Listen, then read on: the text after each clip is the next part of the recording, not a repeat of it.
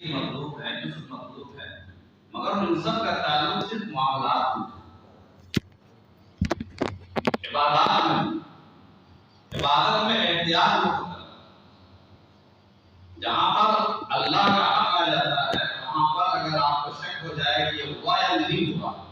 تو احتیاط یہ ہے کہ اس کو ہم کر لیں۔ حقوق اللہ میں احتیاط مقدم ہے اور عبادات میں احتیاط مقدم ہے۔ یسر کا مطالبہ یا اس طرح کی چیز سہولتوں کا مطالبہ یا لوگوں کے ساتھ رزق کا معاملہ یہ صرف معاملات میں ہے۔ زکوٰۃ کا مسئلہ جو ابھی آ رہا ہے، یہ زکوٰۃ ہماری عبادت کا حصہ ہے، ہمارے لیے عبادت ہے۔ ایک شخص پر زکوٰۃ واجب ہو گئی ایک معیار کے مطابق اور دوسرے معیار کے مطابق زکوٰۃ واجب نہیں ہوئی تو ہم اس شخص کو بڑی ذمہ کس بنیاد پر قرار دیں جب اس پر ایک عبادت واجب ہو چکی، زکوٰۃ واجب ہو چکی، تو ہم اس کو کس بنیاد پر اس وجود سے اس کو بری کریں؟ یہ بہت بڑا حساس مسئلہ ہے، اس چیز کو بھی ہمیں پیش نظر رکھنا چاہیے۔ اچھا، دوسری بات یہ مسئلہ بار بار ایک بات یہ بھی آ رہی ہے کہ نصوص یہ مسئلہ منسوخ ہے نہیں، یہ مسئلہ منسوخ ہے، یہ مسئلہ منسوخ نہیں، یہ گفتگو ہم لوگوں کے لیے نہیں، مسئلہ منسوخ ہے تو اجتہاد کی گنجائش نہیں ہے، مسئلہ منسوخ نہیں ہے تو علت کی بنیاد پر اس میں اجتہاد کی گنجائش ہے۔ یہ گفتگو فقہائے مجتہدین نے اپنی کتابوں میں اپنے لیے کی، ہمارے لیے جو انہوں نے اکابر فقہائے حنفیہ نے اتفاق رائے کے ساتھ اگر کوئی معیار طے کر دیا ہے کہ بنا کا یہ معیار ہے ہمارے یہاں اور یہ انفل الفقرا ہے، فقرا کے لیے زیادہ نفع بخش ہے، انفل الفقرا کی اصطلاح یہ بتاتی ہے، ہر جگہ لکھا کہ چاندی انفل الفقرا، یہ خود اس بات کو بتاتی ہے کہ چاندی ہر دور میں سستی رہی، اگر سونا انفل الفقرا ہوتا ہے اس کا مطلب کسی نہ کسی زمانے میں سونا بھی سستا رہا ہو۔ یہ خود اس بات کی دلیل ہے کہ ہماری 14 صدیاں ہیں، ان تمام صدیوں میں چاندی ہی ہمیشہ سستی رہی ہے اور انفل الفقرا چاندی رہی ہے۔ تو فقہا نے بنا کا ایک معیار اپنے طور پر اموال تجارت کے لیے یا دوسرے اموال کے لیے مقرر کیا ہے، فقہا نے، اس میں کوئی اختلاف نہیں ہے، کوئی اختلاف نہیں ہے، بلکہ متفقہ فتویٰ ہے، متفق قول ہے۔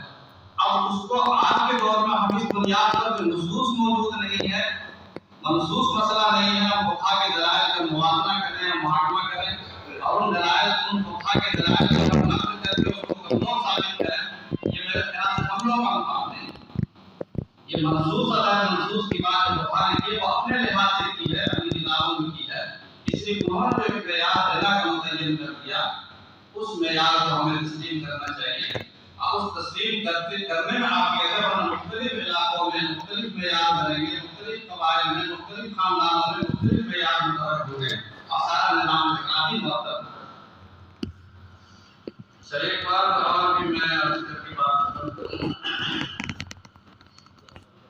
ایک بات نے بڑی اہم بات کہی کہ علت مدار حکم نہیں ہے، کیونکہ علت مدار حکم ہے، حکمت مدار حکم نہیں ہے، حکمت کو دنیا میں ایک بات میں عرض کرنا چاہتا ہوں کہ زکوٰۃ کا مسئلہ پہلے بھی ہمارے مختلف اداروں میں زیر بحث آ چکا ہے۔ تو ادارت المباحث الفقہیہ کے تحت یہ مسئلہ آیا تھا، میں نے اس کی تجاویز یہاں پر میں لکھ کے لایا ہوں، اس ان تجاویز کو اپنے سامنے رکھیں، کیونکہ اس میں بھی تقریباً 100-200 علماء نے مل کر کے گفتگو کی تھی۔ ہاں، تو اس میں انہوں کو تجدید کو تاثر رہے ہیں تو وہ میں پیش کر دیتا ہوں۔ اس میں لکھا ہے کہ سونے اور چاندی کا نصاب منسوخ ہے، اس میں کسی طرح کی تبدیلی کی گنجائش نہیں، لہذا منفرد ہونے کی صورت میں دونوں میں سے جس کا بھی نصاب مکمل ہوگا اس کی زکوٰۃ فرض ہوگی، ہر قیمت کم ہو یا زیادہ۔ دوسرا پوائنٹ ہے کہ اگر سونے اور چاندی کا نصاب مکمل نہ ہو بلکہ کچھ سونا ہو اور کچھ چاندی یا اس کے ساتھ دیگر قابل زکوٰۃ اموال، کرنسی اور مال تجارت ہوں تو احناف کے مفترض قول کے مطابق سب کو قیمتاً ضم کیا ہے۔ ضم قیمت کی بات کو ان لوگوں نے طے کیا ہے، اس میں یہ حدیث بھی موجود تھا، حضرت مولانا سبھی لوگ تھے تیسرا جو ہے کہ موجودہ کرنسی اور مال تجارت میں نصاب زکات کا حساب لگاتے وقت نقدین میں سے اس نقد کے ذریعے قیمت لگائی جائے جس سے زکات کا حساب مکمل ہو۔ اور آخری پوائنٹ ہے کہ غیر تام نصاب کی شکل میں